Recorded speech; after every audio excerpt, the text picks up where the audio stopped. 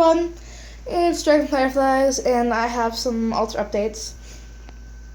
So, I'm going to try to move myself so that way my shadow isn't blocking the altar, but as you can see, the bone is still here, which is always on Hecate's altar, but her cauldron is now back on the altar with the candle that I made for her. Glittery candle. So, yeah. And the rough piece of tourmaline that I had bought, I'm going to try to focus, is now on here. And her, her pumpkin is still here, and focus this damn camera. Pumpkin is still here, and the jack-o'-lantern candle is still here. This is actually going to be put into storage. That's going to remain on here until it gets bad enough to throw out, because I still have another pumpkin. Let me focus. Focus camera. I have a pumpkin up there. I have 3 pumpkins up there, along with my little pumpkin patch jack-o'-lantern family. If you guys can see those little things, I'm actually gonna. I didn't include these in the decorations video because I hadn't put them up yet. But if you guys remember these, the Amazing Find video, I believe is what it was called. These were my little pumpkin patch ornaments. So pumpkin patch up here, and then there's my autumn blessings, and then my happy harvest owls over there on that thing. Okay, anyways, not the point. Once those get bad enough to throw out, those will obviously get thrown out. The 2 pieces of smoky quartz, there you can't see because it's black against black, are now back on the altar. So, yeah, other than that, nothing's really changed. Yeah. So then, there is the main altar, which I'm going to sit down. The lighting in here is horrible, I know, but I'm going to work with what I got. So, you can't really see the altar cloth all that well, because the lighting is horrible, but it's actually a really deep blue. It's a little lighter than how it appears on camera, but it has this silver lining in it, and you guys can kind of see the flowers on it here are orange, actually. This is my Yule altar cloth, but not my Yule altar setup. My Yule altar setup will obviously have candles up there, and it'll look way more festive, and it'll be covered in crystals, because I'm really feeling crystals for this Yule. So, that is what that's going to be. How that will be arranged, you'll see in the Yule altar video. So yeah. My broom, oh, wait, no, there's more stuff I want to talk about up here. Okay, so, his altar cloth, obviously there's my pentacles, some tarot cards I was working with. We've now changed into the month of Negatul, or Reed, for the Celtic month. And my cats are fighting in the hallway.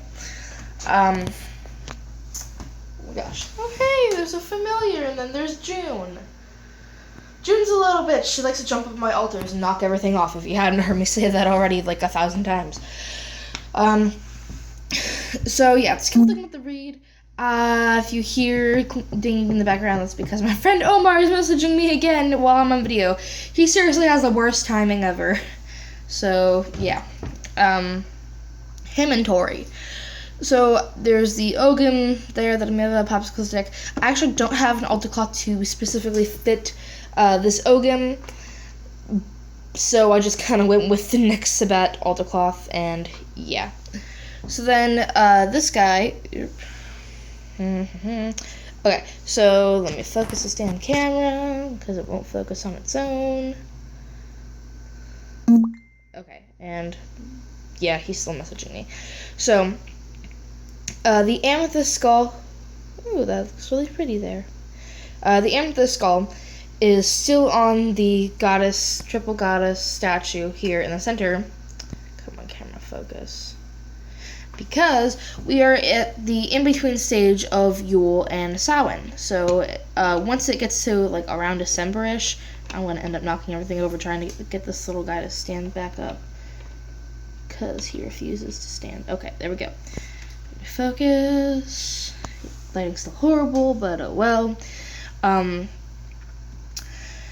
So he's going to stay on here until around December-ish, like the beginning of December. And then I'll remove him off, and he'll go back on Hecate's altar. And, yeah, and then we'll get more into the Yule festive feel. And something that just resonates so much with me for Yule is Fae energy. I think it's the most wonderful, best time of year to work with the Fae. And actually, last year at Yule was a time when I actually had started working with the Fae, started honoring them, started leaving offerings and stuff like that. It was on Yule. So, yeah, it's just kind of like, it's just a thing for me. Yule's like the most Fae energy kind of Sabbath ever. More so than it. And then here's my meowing familiar. Meow! Hello, Abigail. If you guys haven't seen her in any of my other videos, actually, if you've watched any of my videos, she's probably in like almost all of them. And then June is still out in the hallway. Weird ass cat. Yeah, so down in the center, underneath the triple goddess, is my spell in a shell, which is actually a thing from Joy Morris. She lives in the UK and I'm in America, and I actually don't have the money to buy one of her products, and since it was so simple and I had the stuff to make it, I just decided, hey, I'll go ahead and make it, but I'm not selling it or anything. It's for my own personal use, and cat's fighting in the background. And it actually has a different purpose. This is more Fae energy. It's more to honor the Fae. It's not really a spell kind of thing. It's just kind of like a decorative altar decoration kind of thing. Yeah. So then underneath that is 3 pieces of labradorite, but you can't see it. But there's 3 pieces of labradorite under that for my spirit stone, and then 3 rainbow moonstones on top for the triple goddess. So, yeah, as above, so below. There we go. And then, of course, we have my spirit stone labradorite, which I use to ground a lot. My elements, clay figures. The lighting in here is really freaking horrible.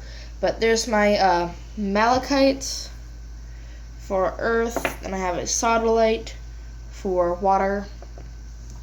I decided to keep the snowflake obsidian for fire because I feel like it's a lot more fiery than garnet. Actually, I'm pretty sure snowflake obsidian is made out of like the crystallized version of lava.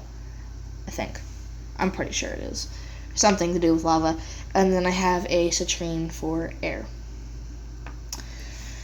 So yeah, and then spirit is at the back here with my rose quartz candle. And then the candle holder is now bare. Okay. So then there's the upside, which my tools are my wand and my athame are behind the bewitched sign. There's my orb here, which you can't see, but it kind of looks like the horn god, which is why it's on the god side. Father candle, bell, symbol, singing, other bell, mother candle, witch's brew. Then over here is my staff, which I still have yet to decorate. The thing is, I don't have any money to go on Amazon and buy pagan charms, which is actually what I want to decorate it with. So when that happens, it'll happen. And then over here is my broom. Again, lighting is so freaking horrible, and I hate it. But now that my broom has been redecorated and remade into more of a pagan-y, witchy broom, I'm actually very proud to have it over here on the side of my altar. I think it kind of like ties in with the Yule feel, having like... It looks a lot better in person because lighting is better in person than it looks on camera, but oh well. What was I saying? Okay, having the broom here, which is also a symbol of the Fae, I don't remember how, but it is, and tying into Yule, my Yule altar cloth, which is not my Yule altar setup, but close enough. So, yeah. This is just kind of it all over. I don't normally change Aphrodite's altar, and I haven't changed it, but I'm just going to talk about why, because she doesn't really, I don't know, her energy hasn't really changed all that much for the year. She is reflected in the main altar for the harvest seasons, in some ways, but her altar cloth, I think, very accurately represents her throughout the entire year, of her being connected to water, which, like, the designs that it kind of looks like coral, so it could kind of be like an under the sea thing. It also connects to her maiden side with the candles and like the white dish, this thing, maiden, the purity, that kind of stuff, like half of the year. And then like the color of the altar cloth kind of also ties into her sexuality, or not sexuality, the sexual side to her, which is Venus, obviously. And then there's her maiden candle, which I made, and then there's the storm candle. This is actually intended to be a spell. Still smells really good. This was intended to be a spell, but let me focus. It ended up being a part of Aphrodite's altar, more for her sexual stormy side, whereas the other one is obviously for the more lighter maiden virginal thingy side. Which, if you don't know the mythology, I was about to say Hecate, like, nope. Aphrodite in the mythology was born of the sea, and every year on her birthday she goes back to the sea and bathes in the waters that she was born from, so renewing her virginity and everything like that. So she is a sexually active deity, and yet is also virginal. So is that. So yeah, this is more like the water side, the stormy side, the little bit naughty side, and then again there's also the roses on top, which kind of like, tie in with Aphrodite. So yeah, there's that. And then there is my quartz generator, which I feel is a lot more masculine powered, or more like the like I said, the sexual side. Over here is my healing quartz cluster, which has more to do with maiden energy. And then there's her mirrors, which are associated with Aphrodite, of course, and again her seashells for Venus and Sun, and there's the emerald for Earth, and my grandmother's shell for water. So then, of course, is the centerpiece of the abalone shell, crystals associated with her, and a few pieces of seashells in there, and then the maiden quartz. So yeah, that's the reason why nothing really changes. Oh yeah, and then there's her mirror, the mirror that hangs above it with the heart-shaped frame, which is green. It's kind of like a contrast to all the love and water and sexual stuff down here, and then there's the green frame, which still has hearts and love, but it's green, representing the earth, and she is also an earth goddess, which I think a lot of people overlook. And yeah, there's me. Hi. So yeah, that's it. Actually, I will probably have a Hecate altar update.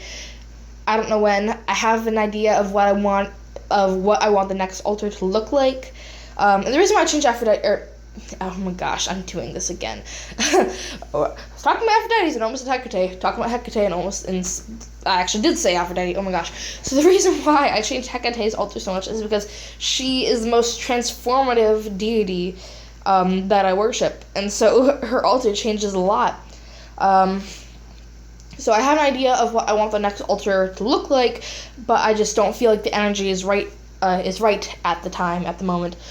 So when the energy shifts, I will do a new altar update. So yeah. Oh shit. No. Okay. There was something I was gonna do, but then I'm like, oh wait, fuck, I can't do it. So until next time, hope you guys enjoyed, and goodbye and blessed be.